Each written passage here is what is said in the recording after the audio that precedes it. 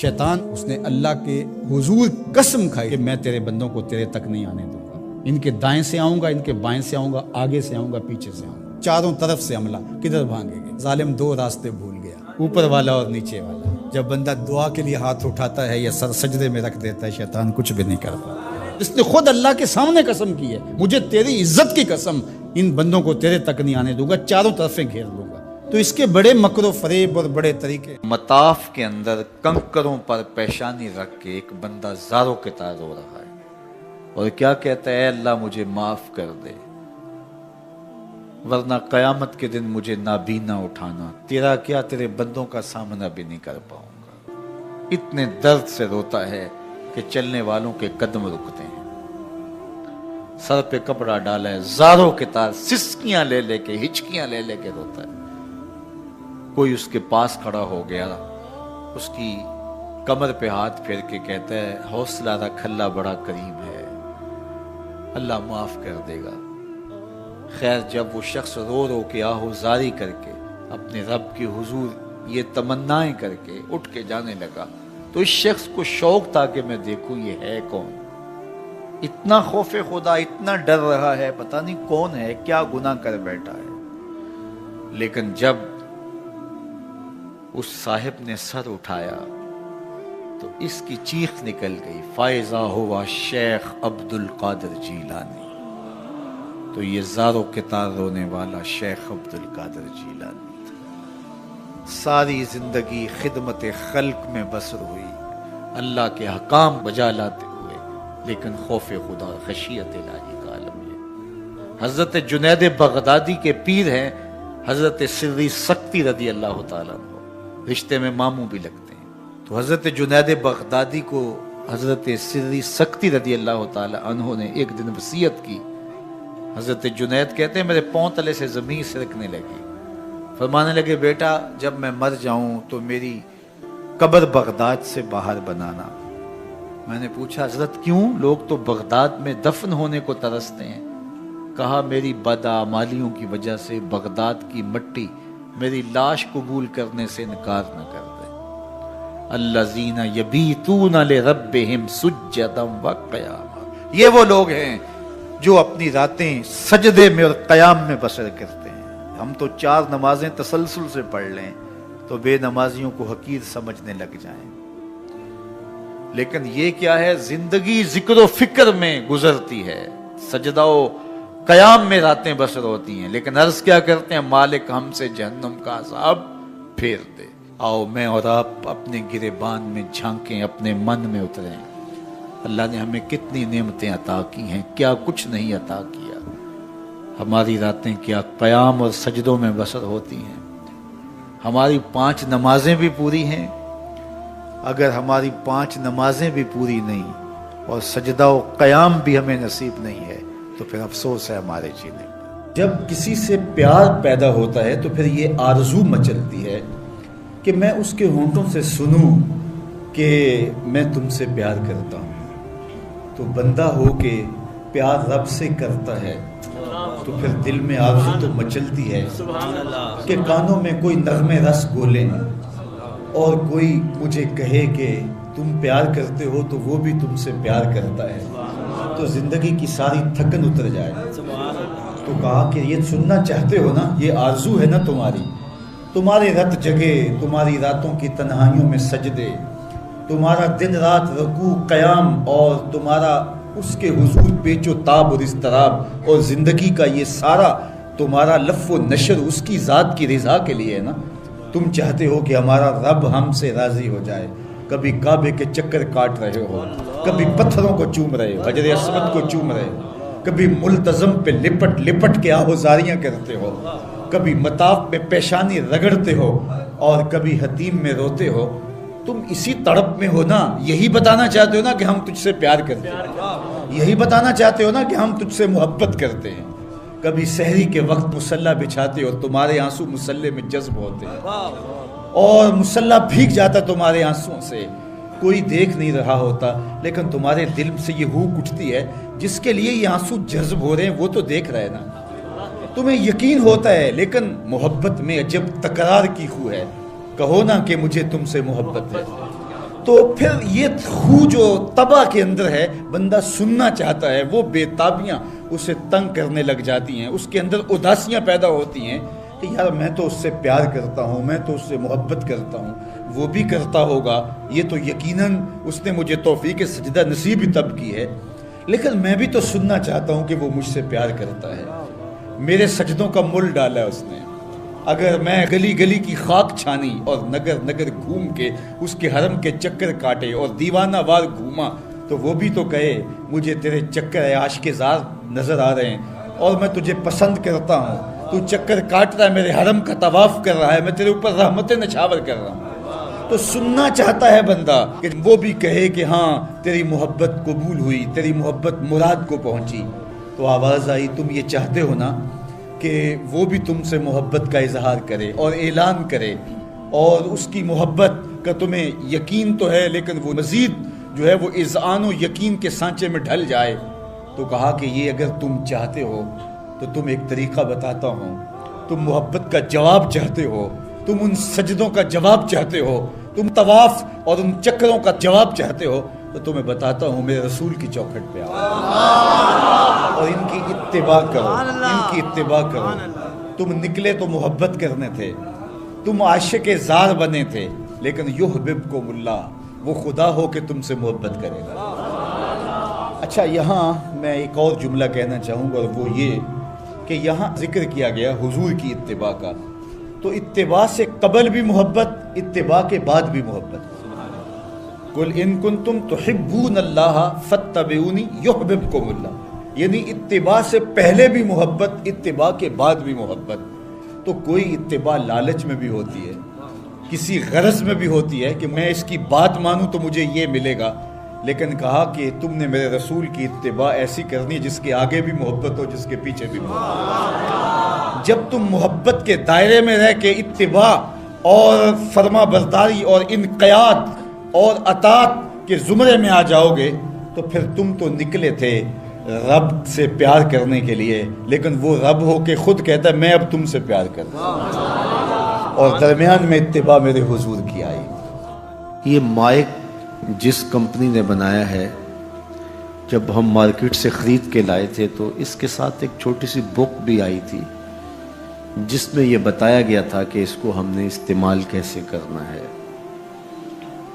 خرابی کی صورت میں اس کی اصلاح کیسے ہوگی، اور اگر اس کے مطابق ہم اس کو استعمال کریں، جس طرح کی بیٹری اس کے اندر آنی چاہیے تو وہ ڈالیں گے تو دیر تک اس کے فوائد اور ثمرات حاصل کرتے رہیں گے۔ لیکن اگر ہم اس کتاب کو جو اس کے ساتھ ہمیں ملی تھی، جس کمپنی نے اسے بنایا ہے، تو اس کا طریقہ استعمال ساتھ بتایا ہے، اس کتاب کو پھاڑ کے پھینک دیں گے یا اس کو لپیٹ کے کہیں اونچی جگہ پہ رکھ دیں گے اور اس کو اپنی مرضی سے چلانا چاہیں گے تو پھر اپنی مرضی سے ہم اس سے فائدہ حاصل نہیں کر پائیں گے۔ تھوڑا وقت فائدہ حاصل ہوگا لیکن نتیجہ کچھ بھی نہیں ہوگا۔ تو جو کمپنی کوئی چیز تیار کرتی ہے تو اس کا طریقہ استعمال بھی ساتھ چھوٹی سی بک کی صورت کے اندر آپ کو دیتی ہے۔ تو جس مالک نے حضرت انسان کو بنایا ہے اس نے ساتھ کتاب اللہ کو بھی بھیجا ہے کہ اس کو پڑھتے جاؤ اور اپنی زندگی کو سنوارتے جاؤ، اس کے مطابق زندگی گزاریں گے تو زندگی سوکھی ہوگی، اور اگر زندگی اپنی خواہش پہ گزاریں گے اور غلاف میں لپیٹ کے قرآن مجید کو اوپر رکھ دیں گے اور وہاں سے دیکھ کر کے اس کو آپریٹ نہیں کریں گے اس جسم کو، تو پھر نتیجہ وہی ہوگا جو عمومی طور پہ متوقع ہے۔ تو اس لیے التمسک بکتاب اللہ، اللہ کے بتائے ہوئے طریقہ حیات کے مطابق زندگی گزارنا ہو تو قرآن مجید کے بغیر ایک قدم بھی نہیں چلا جا سکتا۔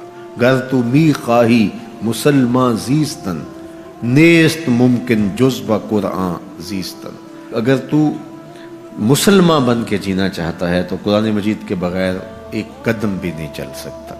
تو اس کتاب کے ساتھ تمسک اختیار کرنے کی تلقین کی۔ اللہ کے محبوب نے ارشاد فرمایا کہ میں تمہارے اندر دو بھاری چیزیں چھوڑ کے جا رہا ہوں، ان کو مضبوطی سے تھام لوگے تو کبھی گمراہ نہیں ہوگے۔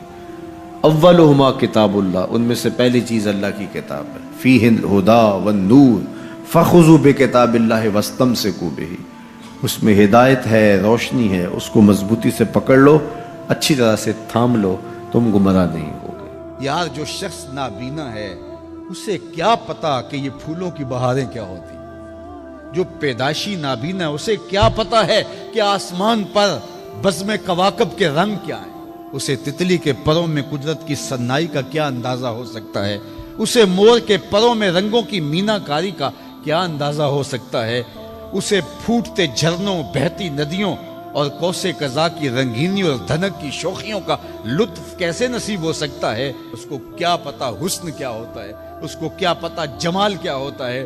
اسی طرح جس کے دل کی آنکھ اندھی ہے اسے کیا پتا ہے کہ جمال خدا کیا ہوتا ہے، اسے کیا پتا ہے کہ سجدے کی لذت کیا ہوتی ہے، اسے کیا پتا ہے رکوع اور قیام کا مزہ کیا ہوتا ہے، اسے کیا پتا ہے کہ روزے کا سرور کیا ہوتا ہے۔ تو اگر ہم اپنے دل کے میل اتاریں گے تو دل کی آنکھیں کھلیں گی تو پھر زندگی کا لطف آنا شروع ہوگا، پھر پتہ چلے گا اسلام کیا ہے، پھر پتہ چلے گا دین کیا ہے۔ اللہ اکبر۔ اسی لیے قرآن نے کہا من کان فی ہذہ اعمی فہو فی الآخرۃ اعمی واضل سبیلا، جو دنیا میں اندھا رہا کل قیامت کے دن بھی نابینا اٹھایا جائے۔ اس سے ان آنکھوں کی بے نوری مراد نہیں ہے، دل کی بے نوری مراد ہے۔ اقبال نے کہا تھا دل بینا بھی کر طلب خدا سے، کہ آنکھ کا نور دل کا نور نہیں، آنکھ کا نور اور ہے، دل کا نور اور ہے۔ تو جس طرح آنکھ بے نور ہو جائے، آنکھ پر دھند، جالا، ککرے اور سفید اور کالا موتیا اتر آئے، تو ہم سب کچھ بیچ کر کے بھی آنکھوں کا نور خریدنے کی کوشش کرتے ہیں۔ تو یار کبھی اجڑے ہوئے دل کا بھی تو علاج کرواؤ۔ علاج تمہارے گھر میں پڑا ہے، راتوں کی تنہائیوں میں اٹھ کے قرآن پڑھو اور ساتھ رویا کرو، دیکھنا دل کے میل اترنے شروع ہو جائیں گے، اور دل کے پردے سے وہ غلاستیں جب اتریں گی تو پھر پتہ چلے گا کہ دل جمال یار کیسے دیکھتا ہے، دل کی دنیا کیا ہے۔ وچے بھیڑے وچے جھیڑے وچے ونج مہانے ہو، 14 طبق دلے دے اندر تمبو وانگو تانے ہو، پھر پتہ چلے گا یہ دل دنیا کیا ہے۔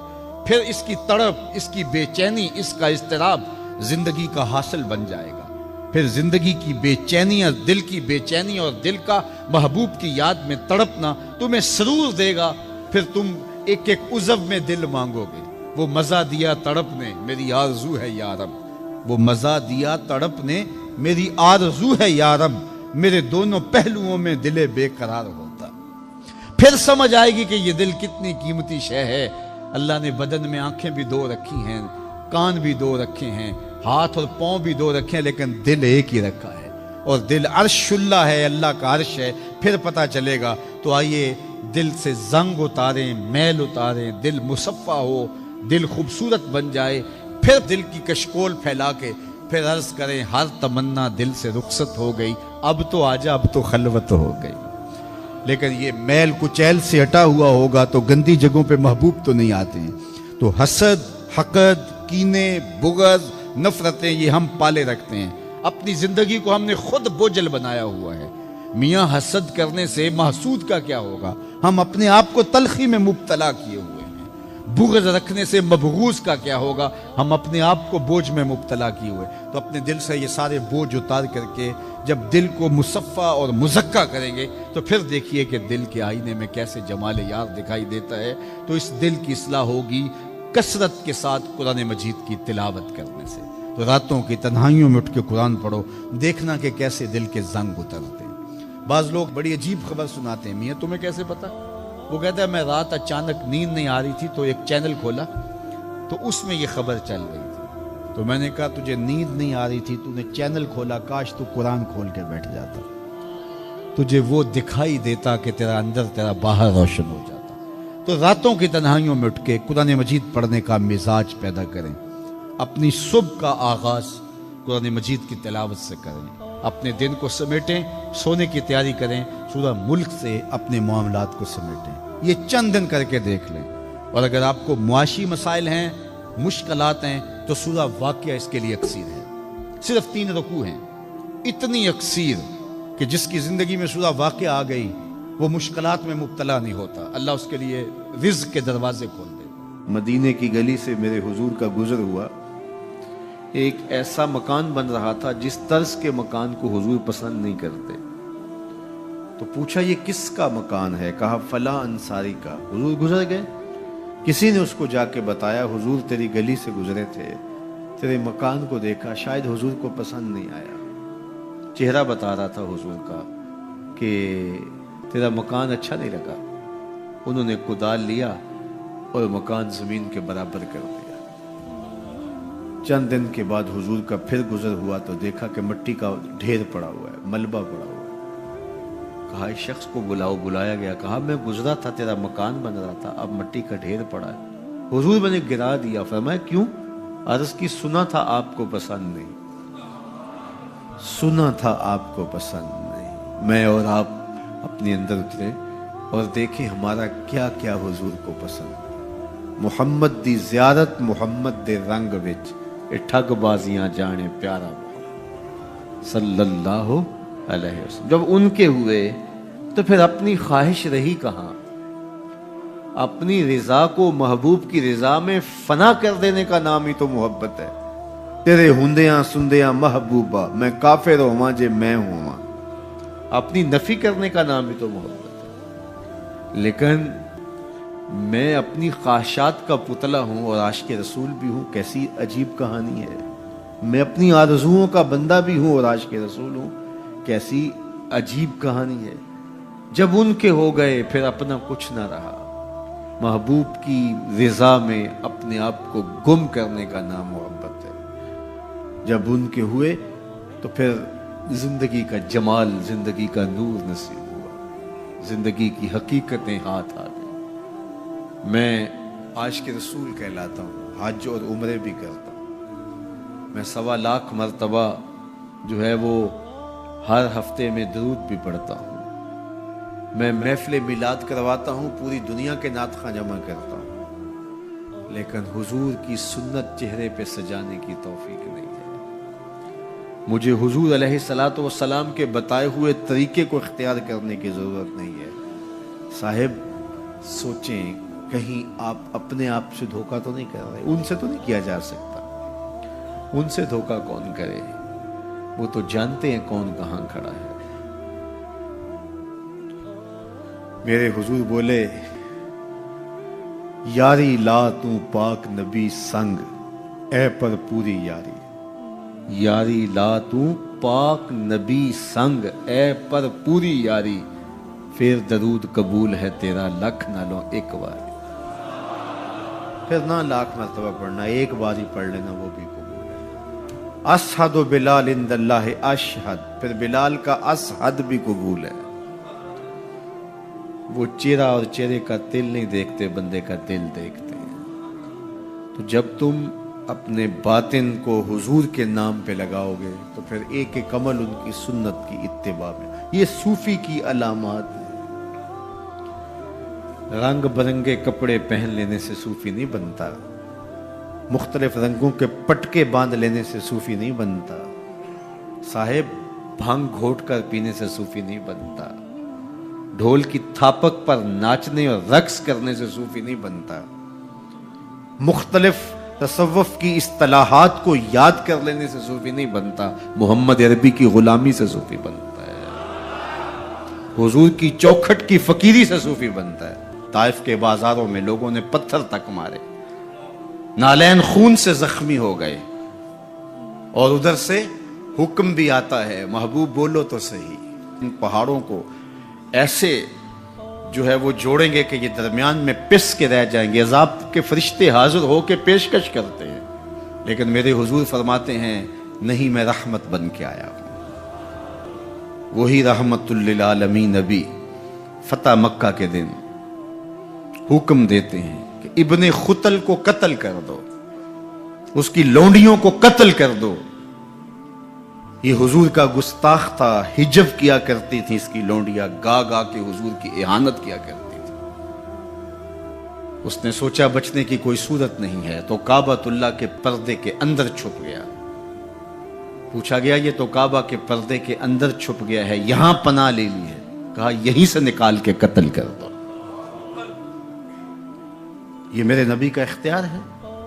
حضور چاہیں تو معاف کر دیں, حضور چاہیں تو حکم صادر کریں کہ ان پر حد جاری کر دی جائے, ان کو سزا دی جائے. اس لیے ہمارے اوپر لازم ہے کہ جس کا جرم ثابت ہو جائے اس کو قرار واقعی سزا دی جائے. ایک تو بات یہ ہوئی کہ جو عمومی طور پہ مختلف جگہوں پہ بیٹھ کے یہ چیختے ہیں کہ حضور نے تو معاف کر دیا, تو آپ معاف کیوں نہیں کرتے؟ آپ اتنے سخت کیوں ہو گئے ہیں؟ آپ حضور کے ماننے والے نہیں ہیں؟ تو میں نے کہا صاحب یہ سنت اختیار کیجئے, اپنے دشمنوں کو معاف کر دیجئے, باقی کسی کے دشمنوں کو معاف کرنے کا آپ حق تو نہیں رکھتے. میں اس معاشرے کا ایک معزز شہری ہوں, توہین عدالت کر دی کسی نے تو مجھے اختیار دو نا کہ میں معاف کر دوں. کیا تم مجھے اس بات کا اختیار دیتے ہو کہ آپ کی عدالت کی توہین ہوئی اور میں اس کو معاف کر دوں؟ آپ کہیں گے آپ تو ہمارے شعبہ کے شخص نہیں ہیں. اچھا پاکستان کے سارے وکیل جمع ہو جائیں اور وہ کہیں کہ چلو اس کو ہم معاف کر دیتے ہیں, تو کیا تم تمام وکلاء کو اس بات کا حق دیتے ہو کہ وہ عدالت عظمیٰ کی توہین معاف کر دیں؟ یار جب توہین عدالت کی معافی آپ نے میرے اختیار میں نہیں دی تو رسول اللہ کی اہانت کی معافی کسی نے تمہارے اختیار میں بھی نہیں دی. یہ بات اچھی طرح سن لو, یہ بات اچھی طرح سمجھ لو کہ یہ تمہارا اختیار نہیں ہے, یہ صرف رسول اللہ کا اختیار ہے. حضور کے اختیار میں تم کون ہوتے ہو تصرف کرنے والے؟ وہ معاف کریں ان کی مرضی, وہ نہ کریں ان کی مرضی. تو پہلی بات یہ ہوئی کہ حضور علیہ السلام کا اہانت کرنے والا شخص وہ واجب القتل ہے, اس کی سزا موت ہے. اور یہ قرآن کا آئین ہے, یہ احادیث سے ثابت شدہ نتیجہ ہے. پاکستان کا آئین, پاکستان کا دستور یہ بتاتا ہے, 295C میں بھی ساری بحث کے بعد یہ قانون بنا تھا کہ جو شخص حضور کی اہانت کرے وہ واجب القتل ہے, اس کو سزائے موت دی جائے گی, اس کو پھانسی پہ چڑھایا جائے گا.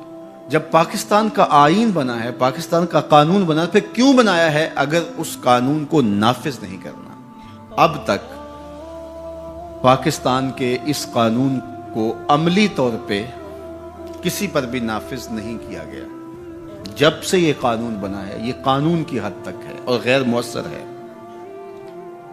اور یہاں سزائے موت ہوئی بھی تو پاکستان کی اعلیٰ عدالت نے اس کا جس اجلت میں فیصلہ کیا وہ آپ کے سامنے ہے.